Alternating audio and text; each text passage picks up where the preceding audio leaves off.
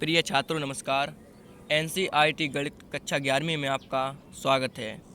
इसी क्रम में आज हम प्रश्नावली 5B का प्रश्न क्रमांक 13 सॉल्व कर रहे हैं, जिसमें हमारा दिया गया है यदि z बराबर 1 + 2i तो सिद्ध कीजिए कि z² माइनस के 2z और +5 बराबर 0। हमें यह सिद्ध करना है। आपको ध्यान से समझना है कि हमें z का मान दिया गया है और हमें यह सिद्ध करना है z² माइनस के 2z +5 बराबर 0। हमें यह सिद्ध करना है और इसमें आगे लिखा हुआ है और इसकी सहायता से z³ + 7z² माइनस के z + 16 का मान ज्ञात कीजिए। तो z³ + 7z² माइनस के z और +16 का हमें मान ज्ञात करना है। तो सबसे पहले हमें इसमें क्या करना है, हमें z बराबर 1 + 2i है। हमें इससे यह सिद्ध करना है z² माइनस के 2z और +5 बराबर 0। हमें यह सिद्ध करना है किससे, इससे, और फिर इसमें अगले इसकी सहायता से, और हमें फिर इसी की सहायता से जो यह सिद्ध हो जाएगा इसकी सहायता से हमें z³ + 7z² माइनस के z और +16 का मान ज्ञात करना है। तो सबसे पहले आपको हल लिख लेना है और उसके बाद z बराबर 1 + 2i और ये समीकरण तीनों लिख लेना है। तो चलिए लिख लेते हैं। तो हमने लिखा हल, उसके बाद हमने ये जो दिए गए थे ये मैंने लिख लिए। z बराबर 1 + 2i दिया गया था और z² माइनस के 2z +5 बराबर 0 ये भी हमें दिया गया था, और z³ + 7z² माइनस के 2 + 16 ये हमें 3 दिए गए थे। यानी कि इसे आप समीकरण नंबर फर्स्ट और इसे समीकरण नंबर सेकंड और इसे समीकरण नंबर थर्ड डाल सकते हैं। चलिए अब इसे, तो हमारी प्रोसेस एक बार आपको फिर से समझ लेना है कि हमें ये z बराबर 1 + 2i दिया गया है। ये कह रहे हैं अगर z बराबर 1 + 2i है तो हमें सिद्ध क्या करना है, z² माइनस के 2z और +5 बराबर 0। हमें यह सिद्ध करना है अगर z बराबर 1 + 2i है तो, और फिर उसकी सहायता से जब हम z² माइनस के 2z +5 बराबर 0 यह सिद्ध कर देंगे, फिर माइनस आपको इधर ध्यान से देखना है, जब हम z² माइनस के 2z +5 बराबर 0 सिद्ध कर देंगे तो हमें इसकी सहायता से फिर हमें z³ + 7z² माइनस के z +16 का हमें क्या करना है, मान ज्ञात करना है। चलिए करते हैं। तो सबसे पहले आपको समीकरण 1 से देखना है। तो समीकरण 1 हमारा क्या है, z बराबर 1 + 2i। तो हम लिखेंगे समीकरण 1 से, समीकरण 1 से। तो समीकरण 1 हमारा क्या है, z बराबर 1 + 2i, यही हमारा समीकरण 1 है, आप देख सकते हैं ऊपर। तो अब हमें चूँकि z² माइनस के 2z +5 यह सिद्ध करना है, तो हम 1 को इस साइड लेके आएंगे तो ये किसका हो जाएगा, इस प्लस का है तो इस साइड माइनस का हो जाएगा, और बराबर 2i ज्यों का त्यों। अब हमें इसके दोनों पक्षों का वर्ग कर देना है। तो हम लिखेंगे दोनों पक्षों का वर्ग करने पर,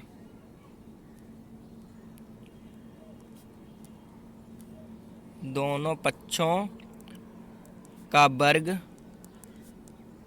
करने पर, तो हमने लिखा दोनों पक्षों का वर्ग करने पर। तो हम दोनों पक्षों का वर्ग करेंगे तो क्या हो जाएगा हमारा, z माइनस के 1 का इस साइड ये होल वर्ग बन जाएगा और बराबर 2i का होल वर्ग। ये हमने दोनों पक्षों का वर्ग कर दिया है। तो अब हम इसमें z माइनस 1 का होल स्क्वायर यानी कि a माइनस b का होल स्क्वायर लगाएंगे और यह 4i² हो जाएगा, क्योंकि 2 का वर्ग 4 और i का वर्ग i वर्ग हो जाएगा। चलिए लगाते हैं। तो a माइनस b का होल वर्ग होता क्या है, तो a माइनस b का होल वर्ग a वर्ग + b वर्ग माइनस के 2ab ये होता है। चलिए आपको इसमें देख लेना है ए माइनस बी का होल वर्ग, ए वर्ग प्लस बी वर्ग माइनस के 2ab, यह होता है। तो आपको इस साइड ए लगाना है, इसमें ए के स्थान पर जेड है और माइनस इसमें भी लगा है, इसमें भी लगा है, और बी के स्थान पे क्या है, इसमें 1 है। तो आपको यही ए वर्ग यानी कि जेड का वर्ग हो जाएगा। आपको फॉर्मूले में ध्यान से देखना है। ए वर्ग यानी कि क्या होगा हमारा जेड का वर्ग और प्लस बी वर्ग के स्थान पे 1 है तो 1 का वर्ग हो जाएगा, और माइनस की 2 फार्मूले में ही है। आपको ध्यान से देखना है, माइनस के 2 हमारा फार्मूले में ही है, और ए के स्थान पे क्या था हमारा जेड था, तो इंटू जेड हो जाएगा और इंटू 1 ज्यों का त्यों। अब बराबर लगाया, बराबर लगा देना है। उसके बाद 2i का वर्ग कितना हो जाएगा 4 और इंटू आई वर्ग लिख सकते हैं, बिल्कुल लिख सकते हैं, क्योंकि 2 का वर्ग 4 और आई का वर्ग आई, और यह गुणा में तो था ही, आई का वर्ग आई स्क्वायर हो जाएगा। चलिए अब इसे आगे सॉल्व करते हैं।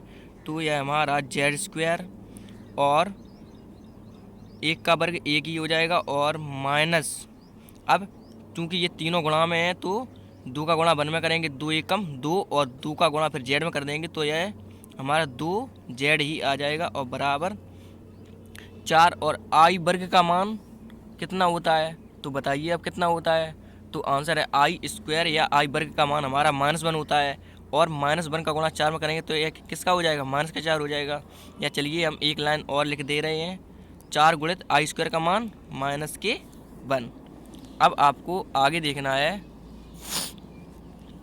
तो आगे अब हमारा जेड स्क्वायर प्लस 1 माइनस के 2z बराबर 4 का गुणा इसमें करेंगे तो यह किसका माइनस का 4 हो जाएगा, और जेड स्क्वायर माइनस के 2z और +1, ये +1 ज्यों का त्यों, और माइनस के 2z ये लिख दिया, और जेड स्क्वायर ज्यों का त्यों। अब ये माइनस का 4 है, हम इस साइड से लेके आएंगे तो यह किसका हो जाएगा, प्लस का 4 हो जाएगा, और बराबर क्या बचेगा हमारा, जब माइनस का 4 इस साइड आ जाएगा तो इस साइड कोई भी अंक नहीं बचेगा, तो हमारा 0 बच जाएगा। अब आपको ध्यान से देखना है। तो जेड स्क्वायर माइनस के 2z और 4 और 1 प्लस के 5 बराबर 0। अब आपको ध्यान से देखना है, हमें क्या सिद्ध करना था। तो हमें सिद्ध करना था z बराबर, यदि z बराबर 1 + 2i है तो सिद्ध कीजिए जेड स्क्वायर माइनस के 2z + 5 बराबर 0। हमें सिद्ध करना था समीकरण दूसरा जो हमारा दिया, यही सिद्ध करना था, जेड स्क्वायर माइनस के 2z + 5 बराबर 0, हमें यह सिद्ध करना था। तो हमने यही सिद्ध कर लिया है। आप देख सकते हैं कि जेड स्क्वायर माइनस के 2z + 5 बराबर 0, और हमें यही सिद्ध करना है जो हमारे समीकरण 2 में दिया गया। आप देख सकते हैं समीकरण दूसरा हमारा दिया गया है जेड स्क्वायर माइनस के 2z + 5 बराबर 0, और हमने अभी यह सिद्ध भी कर लिया है कि जेड स्क्वायर माइनस के 2z + 5 बराबर 0। तो अब इसमें हम आगे देखेंगे। तो हमने ये तो सिद्ध कर लिया है, लेकिन अब हमारा जो समीकरण 3 है, समीकरण 3 आपको देखना है, z³ + 7z² माइनस की z + 16, हमें इसका क्या मान ज्ञात करना है। तो चलिए इसका मान ज्ञात करते हैं। तो अब हम इसी की सहायता से जो अभी मैंने ये निकाला है, आप देख सकते हैं जेड स्क्वायर माइनस के 2z + 5 बराबर 0, इसी की सहायता से हम क्या करेंगे, z³ + 7z², आप देख सकते हैं समीकरण 3, z³ + 7z² माइनस के z + 16 का क्या कर... तो चलिए आपको ध्यान से देखना है कि जेड स्क्वायर माइनस के 2z + 5 बराबर 0 से हम z³ + 7z² माइनस की z + 16 का मान कैसे ज्ञात करेंगे। तो हम इसमें लिख सकते हैं कि प्रूव्ड, ये हमारा क्या हो गया था, हमने प्रूव्ड किया था, मतलब प्रूव कर लिया है कि जेड स्क्वायर माइनस की 2z + 5 बराबर 0, किससे, z बराबर 1 + 2i से। आप देख सकते हैं कि z बराबर 1 + 2i से हमने सिद्ध कर लिया है जेड स्क्वायर माइनस की 2z + 5 बराबर 0। z बराबर 1 + 2i से जेड स्क्वायर माइनस की 2z + 5 बराबर 0 हमने सिद्ध कर लिया है। अब हमने जब यह सिद्ध कर लिया है तो हमें इसी से z³ + 7z² माइनस के जेड प्लस 16 का मान ज्ञात करना है, हमें यही सिद्ध करना था। और आप नीचे देख सकते हैं हमने यही सिद्ध कर लिया है, जेड स्क्वायर माइनस के 2z प्लस 5 बराबर 0। अब हम लिख देंगे प्रूव्ड। अब हम इसी से मान ज्ञात करेंगे किसका, समीकरण 3 का। आप देख सकते हैं समीकरण 3 हमारा है Z cube plus 7 Z square minus की जेड प्लस 16। चलिए तो इसी से अब हम ज्ञात करेंगे, तो आपको ध्यान से देखते रहना है। तो जेड स्क्वायर बराबर, अब ये जो माइनस की 2z है ये इस साइड आएगा तो किसका हो जाएगा, प्लस के 2z, और ये प्लस के 5 है जो इस साइड हम लेके आएंगे तो ये किसका हो जाएगा, माइनस का 5। आपको ध्यान से देखना है, जेड स्क्वायर माइनस के 2z प्लस 5 बराबर 0। तो जेड स्क्वायर ज्यों का त्यों, और जो ये माइनस का 2z है हम इसे बराबर के इस साइड लेके आए तो इसका माइनस का है तो इस साइड ये आएगा प्लस का हो जाएगा, और ये प्लस का 5 था तो इस साइड आएगा ये माइनस का हो जाएगा। अब आपको समीकरण 3 लिख लेना है, तो हम लिखेंगे समीकरण 3 से। अब हम लिखेंगे समीकरण 3 से, तो समीकरण 3 हमारा है Z Q plus 7 Z square और माइनस के जेड और प्लस 16। तो हमने इसमें जेड स्क्वायर बराबर इसलिए निकाला है क्योंकि जेड क्यू यानी कि हम इसे जेड और जेड स्क्वायर लिख देंगे तो हम इसमें जेड स्क्वायर का मान रख देंगे, और ये जेड स्क्वायर है ही, इसमें भी हम जेड स्क्वायर का मान रख सकते हैं। और फिर उसके बाद जो हमारा जेड आएगा, तो जेड का मान हम लोग जानते ही है, हमारा ऊपर दिया गया है, आप देख सकते हैं जेड का मान हमारा कितना है। तो आंसर है हमारा जेड का मान समीकरण 1 में आप देख सकते हैं, समीकरण 1 में हमारा दिया गया है जेड बराबर 1 प्लस 2i। तो उससे हम समीकरण 3 का मान निकाल सकते हैं। चलिए इसे आगे अब देखते हैं। तो आगे अब ये हमारा, तो इसे हम जेड क्यू को कैसे लिख सकते हैं, तो इसे हम जेड क्यू को जेड और इनटू जेड स्क्वायर लिख सकते हैं। तो आंसर है बिल्कुल लिख सकते हैं, क्योंकि गुणा में घातें जुड़ती हैं, और जब कोई भी साइन नहीं लगा होता है तो इसमें गुणा तो होगा ही। तो एक घात इसकी और दो घात इसकी, तो जेड क्यू ही आ जाएगा जब हम जेड का इसमें अंदर गुणा करेंगे। अब प्लस 7 है तो 7 लिख दीजिए, और जेड स्क्वायर इसको ब्रैकेट में लिख दीजिए, क्योंकि अभी हम जेड स्क्वायर का, ये जेड स्क्वायर का मान इसमें रखेंगे, माइनस की जेड और प्लस के 16। अब आपको ध्यान से देखना है, जेड और जेड स्क्वायर का मान हम लोग इससे देख सकते हैं, जेड स्क्वायर का मान अभी हम लोगों ने निकाला था जेड स्क्वायर, तो इसे आप समीकरण 4 डाल सकते हैं। तो जेड स्क्वायर का मान हमने कितना निकाला है, 2z माइनस के 5 और प्लस 7 ज्यों का त्यों, और जेड स्क्वायर का मान जेड स्क्वायर के स्थान पे हम कितना लिखेंगे, 2z और माइनस के 5 और ये माइनस का जेड और प्लस 16 ज्यों का त्यों। आप इसमें लिख सकते हैं ब्रैकेट में समीकरण 4 से, समीकरण 4 से। अब आपको ध्यान से देखना है, अब जेड का हम इसमें अंदर गुणा करेंगे, क्योंकि अब इसे हम सॉल्व ही करना है। तो चलिए जेड का अंदर करेंगे, तो जेड का इसमें करेंगे तो 2z स्क्वायर हो जाएगा, ये 2z स्क्वायर और माइनस के 5z, क्योंकि जेड का माइनस के 5 में करेंगे तो माइनस के 5z, और प्लस 7 दूनी 14z, और 7 का अंदर इसमें करेंगे तो ये माइनस 7 पना 35 और माइनस की जेड और प्लस के 16। तो अब आपको ध्यान से देखना है, 2 ज्यों का त्यों, और जेड स्क्वायर का मान अभी हम लोगों ने निकाला था, कितना था, 2z माइनस के 5, ये अभी ऊपर मैंने निकाला था समीकरण 4 में। आप देख सकते हैं जेड स्क्वायर बराबर 2z माइनस के 5। तो अब इसमें भी आप लिख दीजिए 2z माइनस के 5 और माइनस के 5z और प्लस के 14z ज्यों का त्यों, और माइनस के 35 और माइनस की जेड और प्लस 16। अब आपको फिर से ये ब्रैकेट पहले सॉल्व करना है, तो 2 दूनी 4z हो जाएगा, और 2 पंचे माइनस के 10 और माइनस के 5z और प्लस 14z और माइनस के 35 और माइनस के z और प्लस 16 ज्यों का त्यों। अब इसे आपको आगे देखना है, तो आगे अब हमारा सबसे पहले हम प्लस वाली संख्या ऐड करेंगे, प्लस वाली संख्या। तो प्लस का जेड, जेड हमारा कौन सा है, तो एक ये है प्लस का जेड, और कहाँ है, और ये है प्लस का जेड, और तो है नहीं, चलिए इसे देख लेते हैं। तो 14 और 4 कितना हो जाएगा, 18 जेड, 14 और 4 18 जेड। अब माइनस के कितने हैं, तो माइनस के 5 जेड, माइनस के 5 जेड, तो माइनस के 5 जेड, और एक कहाँ है माइनस का, एक माइनस का ये है। तो आपको ध्यान से देखना है। तो हमने ये 4 और 14 को ऐड किया तो हमारा 18 जेड प्लस का आया। अब आपको माइनस वाला जेड देखना है, तो एक ये है माइनस का 5 जेड, और एक ये है माइनस का जेड। तो 5 और 1 6, कितना हो जाएगा, माइनस का 6 जेड। अब आपको जिसमें जेड नहीं है वह संख्या ऐड कर लेनी है। तो ये 10 है, 10, और ये माइनस के 10 और माइनस के 35 कितने हो जाएंगे, माइनस के 45 हो जाएंगे, और प्लस के 16।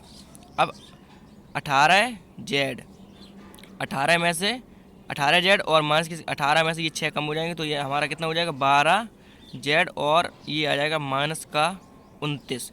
क्योंकि 45 में से 16 जब हम कम करेंगे, क्योंकि ये माइनस की ज़्यादा है तो ये घटेंगे, तो 45 में से 16 कम करेंगे तो हमारे 29 आएंगे। क्योंकि 15 में से 6 जाएंगी 9, और 3 में से 1 गई 2। अब आपको ध्यान से देखना है। तो 12 जेड माइनस के 29 हमें अभी हमारा इक्वल मान नहीं आया है, क्योंकि हमारा ऊपर दिया गया है, आप देख सकते हैं जेड बराबर 1 + 2i।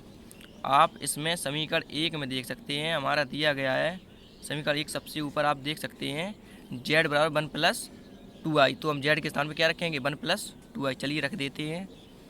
तो जेड बराबर हम रखेंगे, इसमें जेड बराबर रखेंगे, कहाँ गया, 1 + 2i। चलिए 12 और 1 + के 2i और माइनस के 29। तो हमने इसमें जेड के स्थान पे क्या रखा, 1 + 2i, और 12 गुणा में था ज्यों कहते हैं। अब 12 का इसमें अंदर गुणा करेंगे तो 12 एकम 12, और प्लस लगा दीजिए, 12 दूनी 24, और आई ज्यों कहते हैं, और माइनस के 29। अब आपको ध्यान से देखना है कि 24i, 24i और 12 में से ये 29 कम हो, 29 माइनस के ज़्यादा है, तो 29 में से ये 12 कम हो जाएंगे, तो कितने बचेंगे, 9 में से 2 गई 7, और 1 यानी कि माइनस के 17 बचेंगे। तो अब हमें से a प्लस, आपको ध्यान से देखना है। तो यही हमारा आंसर हो गया है, 24i माइनस के 17। लेकिन अब हम इसे किस में लिखेंगे, a + IB के रूप में। तो सबसे पहले आपको लिख देना है माइनस के 17 और प्लस के 24i। यही हमारा हो जाएगा a प्लस, यानी कि वास्तविक भाग और काल्पनिक भाग, क्योंकि काल्पनिक भाग जिसमें i साथ में होता है वह हमारा क्या होता है, काल्पनिक भाग। तो आशा करता हूँ कि यह प्रश्न आपको समझ में आ गया होगा। आप ध्यान से देख लेना है कि हमें क्या करना था। तो हमें समीकरण 1 से आपको समझ लेना है कि समीकरण 1 हमारा जेड बराबर 1 + 2i था। तो इसकी सहायता से हमें यह सिद्ध करना था z² - के 2z + 5 = 0। तो हमने क्या किया था, यह सिद्ध कर दिया था z² - के 2z + 5 = 0। अब इसी की अगर z बराबर 1 + 2i था, आपको ध्यान से समझना है कि अगर z बराबर 1 + 2i था, तब हमें सिद्ध करना था, क्या सिद्ध करना था, समीकरण 2 में आप देख सकते हैं z² - के 2z + 5 = 0। तो मैंने यहाँ ये प्रूव किया था, z² - के 2z + 5 = 0 मैंने प्रूव किया था। तो अब इसी की सहायता से हमें क्या ज्ञात करना था, समीकरण 3 में देख सकते हैं आप, समीकरण 3 z³ + 7z² - के z + 16 का मान ज्ञात करना था। तो हमने इसी की सहायता से आप देख सकते हैं, हमने ये समीकरण 4 बनाया, समीकरण 4 जिसमें हमने z² का मान 2z - के 5 प्राप्त किया, और z² का मान हमने समीकरण 3 में रखा, फिर उससे हमने ये सॉल्व किया। तो हमारा कितना आंसर आया, तो आप देख सकते हैं आंसर हमारा आया -17 + 24 आई। यह हमारा आंसर आ गया। तो आशा करता हूँ कि यह प्रश्न आपको अच्छे से समझ में आ गया होगा। तो इसी क्रम में हम अगला प्रश्न सॉल्व करेंगे। Thank you.